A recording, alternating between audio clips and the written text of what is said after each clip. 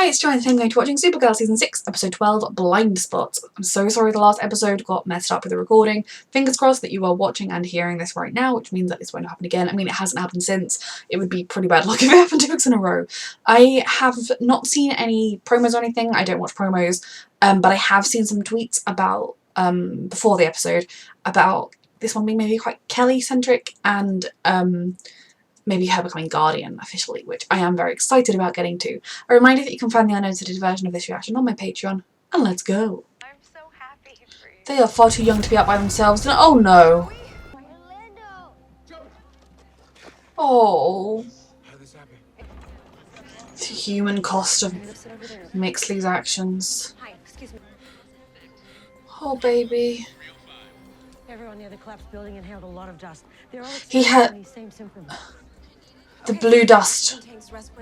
We have another opportunity with Urkoya. Let's schedule a Oh my god, you witch. This is the closest go and open up a bed for one of the good people of this community. She's off to a private hospital.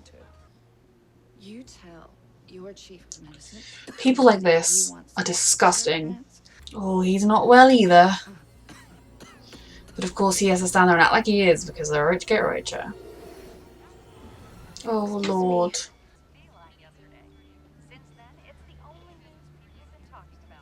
Yep. Oh. We had to stop Mixley. It's like they're just focused on themselves. Rich people are, and politicians are. That's why they don't want universal healthcare. I hope it kills her, the bitch. I mean, okay, I don't. I'd rather she suffered. Did she take energy from all of them to heal? Because that is very... I know people accuse Supergirl of being heavy-handed with its messaging, and it can be, but I think sometimes it's actually really powerful. And I think that moment where it seems as though the rich white lady, probably a Republican, let's face it, demanded what she deserved. She went to a private hospital. She demanded, I deserve this, I get this. She took the drug to herself, even when the doctor maybe hadn't done it. Maybe the doctor wanted to say, there's something blue going on inside you, let's see what that's going to cause. And she sucked energy and life from all of the other afflicted people. If that isn't reminiscent of the rich people being like, oh, well, just work hard and pay for your healthcare. We can't pay for it. Yes, I inherited mummy and daddy's money, but, you know, you little poor people, shoot. Universal healthcare should be a right. Healthcare is not a privilege. Getting to live is not a privilege, it is a right. Bring needed attention and assistance. I know my demographic and the hype. Andrea does not care. Sorry, Kelly. She's only ever cared about making money. And herself. Kelly Olsen, right? And you're John Dick. Hello. I know something is making the people in the Heights sick. And I know it's something more than just that Ormfeld building coming down. You haven't told any of them that there is something more than just... Like, I love you, Kelly. I dearly do. And I agree with the struggle you're going through right now is wrong and horrific. And hospitals in areas like the Heights shouldn't be underfunded compared with swanky private hospitals. The concept of private hospitals, I believe, should be abolished. Everyone should have equal money in their hospitals and equal chances of survival.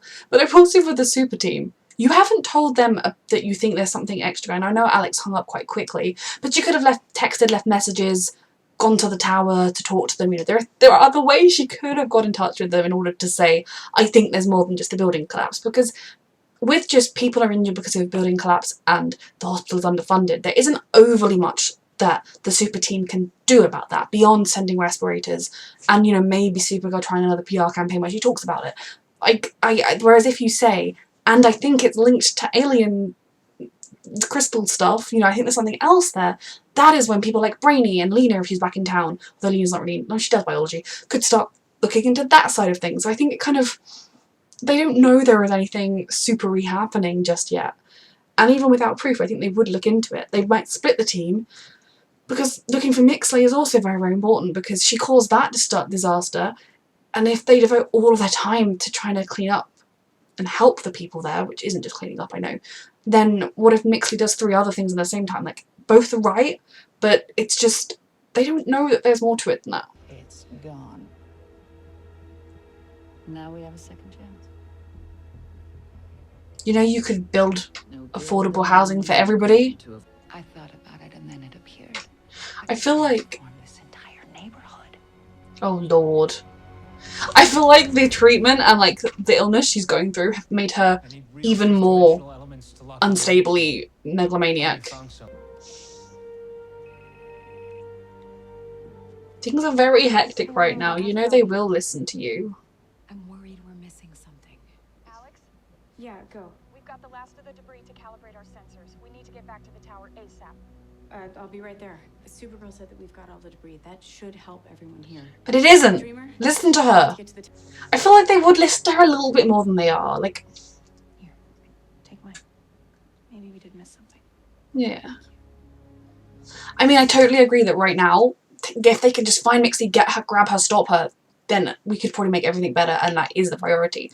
I think I understand the point they're making, and it is a kind of point that makes you feel uncomfortable, especially when you look like me, kind of thinking, have there been times when I've spoken over someone or brushed over someone's concerns, thinking that I am being an ally and thinking that I am trying to see the bigger picture, but I'm blinded by something else, having blind spots. You know, I think that is the message they're trying to take, and they're doing a good job of showing it. I just think that, like, as much as I don't want to come across as just like trying to defend the white people, they would have listened to her slightly more than they have in this episode. Or, you know, they would be like, oh my god, Mixie's attacking. Like, I feel like they would listen to her a little bit more. And I'm glad that Nia, someone that is also part of a marginalised and oppressed community, is the one that was like, okay, you take this. I think right now they're just trying to deal with a problem that they can tangibly hold. And there isn't really, as far as they're aware, a bad guy that Supergirl can go and fight that would save the people that are ill. They've done the thing they think that will save them, and if you know, another phone call from Kelly to say it's not working, they would do something, just like when we tried to stop the Phantoms and everything. So they're making a very, very necessary point, even if they're kind of making the other characters be a little bit more dismissive than they normally are. Well, she's more focused on gentrifying it than helping her constituents. How did they ever vote her in? She was new. I'm back on my feet, and I'm here to show everyone that they shouldn't let their own weakness hold them back. Fucking hell, that is how Republicans act. Just like that. Hope you pull yourselves up by your own bootstraps. It's not us who are the problem, it's you. It's true. It is true. The same system. She has become a supervillain, that is for sure. There is something wrong with you. Uh-huh. Nothing wrong with me. Everything's fine. It's exaggerated what was already inside her, enabled her. Where were all of you? Kelly, what happened? Rankin is the problem. She's a source of the fifth dimensional energy, and I don't know how or why. They didn't know that. You knew, you could, if you texted them to say Rankin is the source of the energy, they'd have been there in a flash. Flash. Like, they didn't know that that was the problem. And they are being a bit overly ignoring her this episode. But, like, they were doing stuff that they thought was important, and if she'd phoned to say, we found something, they'd have been there in a heartbeat. People are gonna die. And I feel like I am yelling into a void. They were doing what they thought was right, and they should have listened to you more. And yet, maybe you could spare a second for them. They do.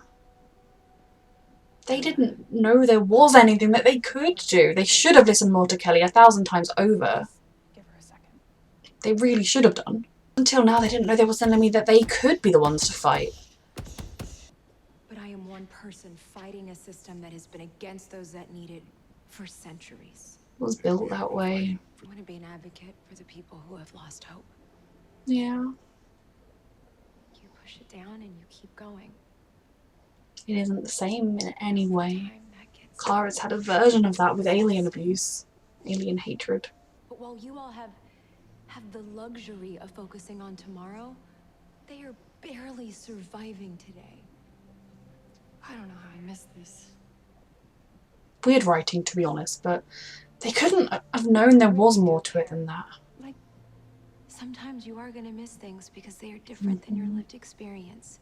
It doesn't necessarily make you a bad person, but we really need to hear each other.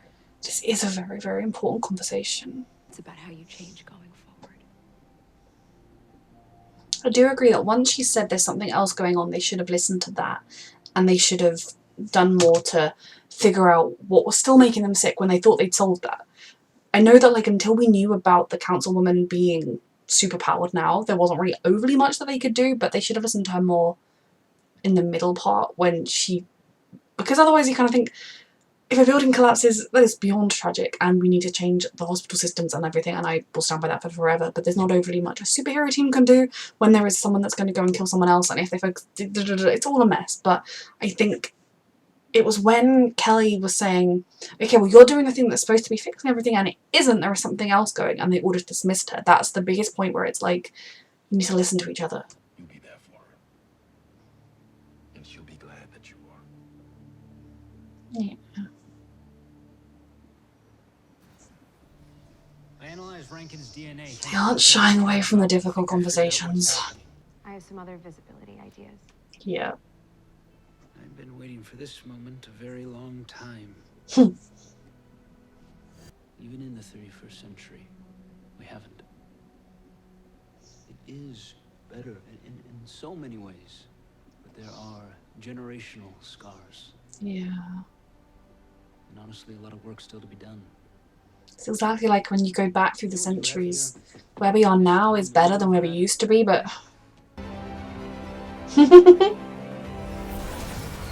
I like it. I feel like maybe this bit could be... I know why it's not covered, but like protection, she could lose, but... Sweep away the useless and the weak and make it perfect. She is 100% a Republican, or a Democrat posing as a Republican posing as a Democrat. How many more people is she hurting? Take the energy siphon. Why should I trust you? You shouldn't. Trust should be earned. She's so clearly Kelly Olsen. And when you've been... Look, up there.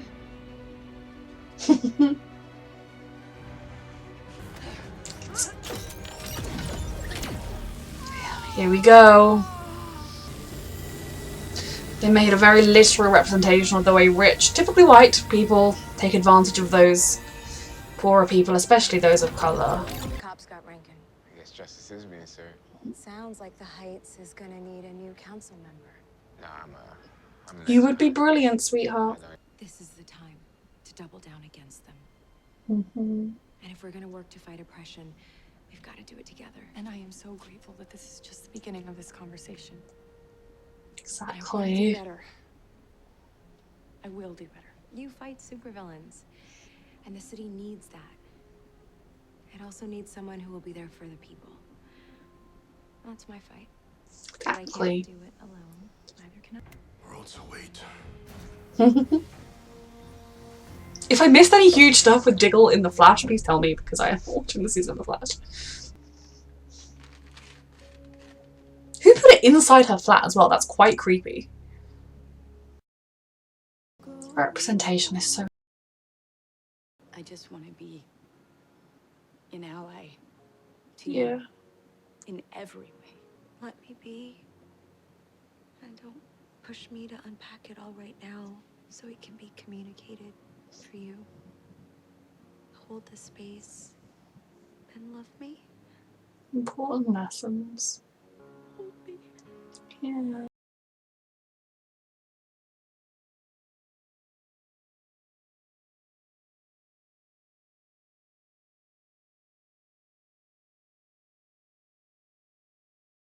Okay, that was a very, very powerful episode. And I think it is part of a conversation that is ongoing and that needs to be had.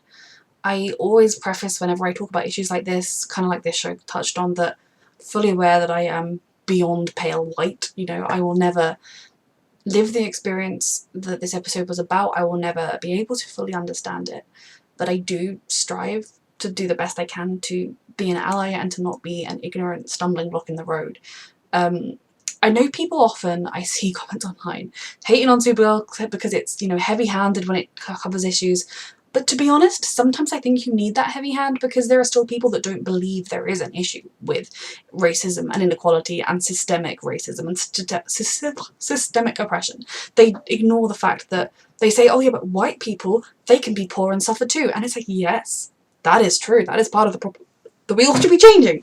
But they do not also suffer because of the colour of their skin. And I know that that is just barely the surface of the truth of it all. Like I said, I'm not an expert. I try my best to be educated on it and to be the best ally I can be. But there are still people out there who insist that there is no problem, that every single person who is poor, regardless of their skin colour, are exactly the same, and that isn't the reality of the world that we live in.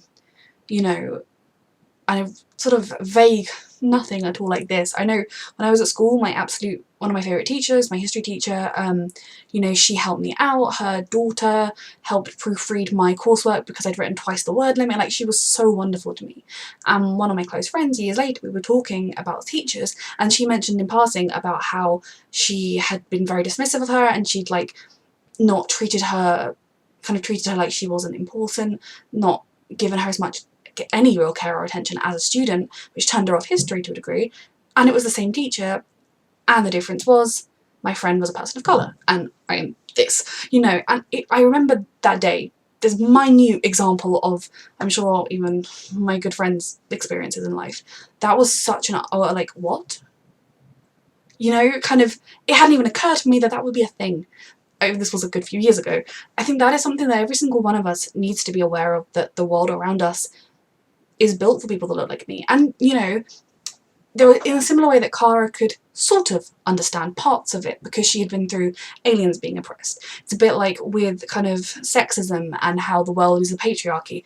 Women can all understand a tiny shred more than white men can understand, but that still doesn't mean we do understand everything. You know, it's all, there are so many different injustices, and the truth is that our countries, especially countries like America, which were built with slavery, were built for white people to oppress people of colour. I mean, many sheriffs and police departments were literally founded to catch runaway slaves. So there's so much that does need to be changed. And I do agree that Supergirl, you know, they don't make their points subtly. They make their points in your face and they kind of hit you around the head with it. But I can totally understand why they do that, because some of these issues are so obviously prevalent and people still manage to keep their head in the sand. Now, unfortunately, those people that really need this message to whack them across the face will be the same people that will be like, see, this is just them going, it won't work.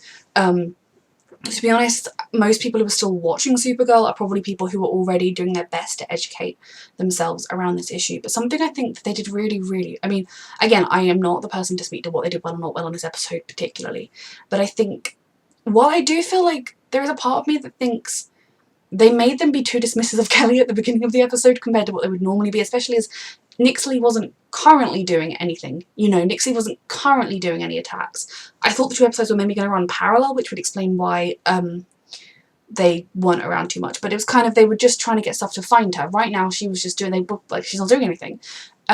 They could have paid more attention to what Kelly had said, and I do feel like these characters would have paid more attention to what Kelly had said just because they trust Kelly. But I do understand the point they're making, and maybe that's even me being white and trying to defend white people. But it is that kind of that same sense of, as a white person watching this, some of it made me feel kind of uncomfortable. It made me reflect on myself and made me think, have I been that person? And that is something that we should all be doing.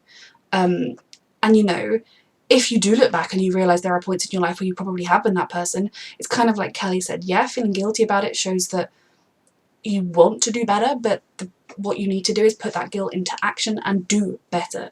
And I strive to, I try to. If I ever fall short, I will do my best to pick myself up and be better. But it is such an important message, and I think a lot of, beyond just the message of the way people are treated differently, and the whole concept of the villain in this episode, who was a privileged white woman who got given a treatment that literally allowed her to suck the life out of poor people of colour. I think, yes, that is very on the nose for reality, but that is the world we live in. I mean, look at how many billionaires there are. Look at the rich people with their private hospitals in America being like, oh, we don't need healthcare for all, while they swan off to a private hospital. It's the same reason that the Tories in this country couldn't care less about underprivileged people of any colour, but obviously particularly people of colour, because, oh, COVID's, fuck it, my family goes off to private hospital, you know.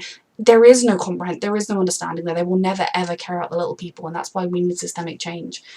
And that is a huge battle and a huge process, and like they said in this episode, we've been fighting, that fight has been being fought for generations upon generations, and for the people who are being oppressed by it, it causes generational trauma, it causes racial trauma, and it is just so terrible. I know, like, hearing stories that some of my friends who are people of colour have been through, it just breaks my heart that that is a thing, and that for so much of my life I wasn't aware it was happening. I kind of thought, oh, you know, we're better than that, or it's mainly a problem in America, it's not as big of a problem here, and to a degree potentially that's true, but also to a degree that's not true, and it's just as bad here.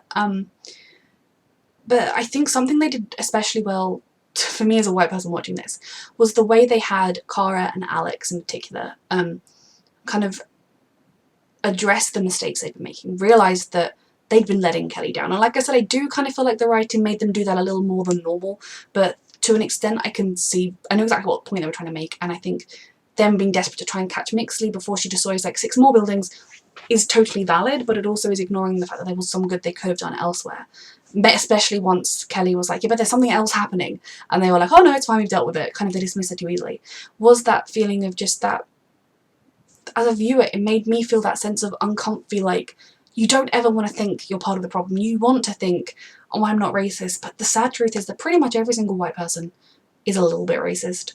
And even if you're not actively racist, which I hope I'm not, it's the system we live in.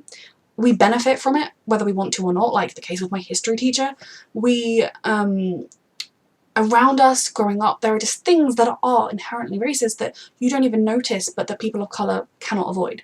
I think they did a good job of showing kind of that unease they were feeling, that initial, of course not, of course we're doing everything right, and then that, oh my god, I haven't been, and that desperate need to try and do better. But I also like that they kind of had them give Kelly the reins over the conversation, you know, what can I do?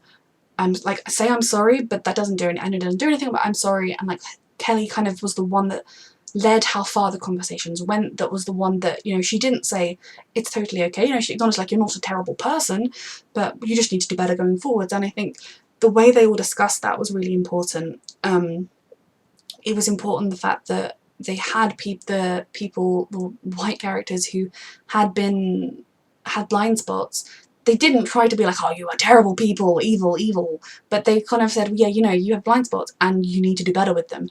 And even at the end with Kelly saying, you know, I'm not going to unpack it all for you right now, just be with me. I think that is the most important thing. It's for white people to listen to people of colour, to listen to those in the minority groups who are being oppressed, to not kind of assume your voice automatically deserves to be heard over theirs, or that you know the right thing, that just because you have good intentions, you're automatically going to be able to know the right thing to do and the right thing to say.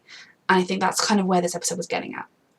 Again, I feel like I've talked a very long time about this issue that is not my place to talk about, but as a perspective, as a white person who truly wants to be an ally and does her very best to be the best ally she can be, this is, I think, a good example of that sometimes you will get that uncomfortable feeling and you will realise that you've missed things, that you've not been the person you want to be. But what matters is, I think it is important to acknowledge that you acknowledge that, you know, to apologise, but to then immediately move on to what can I do differently, how can I help, how can I make this right, because it's very much, I know this was a discussion in an episode of Lucifer, they had kind of that, as white people, we can kind of choose to take a break from the fight. We can be like, oh, that's getting a bit much for my mental health, and walk away. Whereas people of colour, it is their lived experience. They cannot say, oh, today I'm not going to be oppressed by racism, because it's always around. Again, I really hope I haven't, I hope I've been clear with this. I never ever want to be spreading bad messages or inaccurate information or anything like that, but it just, I think this episode did do kind of a very, like, intense, as it always does with various issues, like when the DEO decided to ban guns, etc. But I think sometimes you need that, because subtle things people can ignore, whereas if it's in your face, it's at least starting the conversation. And, you know, if you were watching the show with somebody who had the attitude of, oh my god, when Kelly says people like me, well, what about white people that were being oppressed? Why? I don't know why my voice started to become like a Norfolk countryman. You could have that conversation with them. You know, I feel like this is the sort of episode that hopefully the benefit it will have is it will open the door to conversations that will help better educate people going forwards. And maybe there'll be some young people watching it who will have just not noticed because it's not their lived experience, and it will open their eyes to maybe what's going on around them.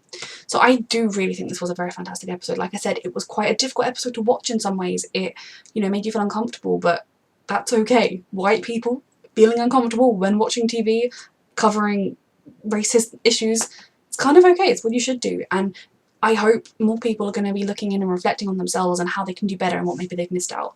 This was a brilliant episode, masterful performances, and really lovely to see Diggle as well. So yeah, this was a very, very good episode. Very tough episode, but very necessary episode. Reminder that you can find my unedited version of this reaction on my Patreon, and thank you for watching.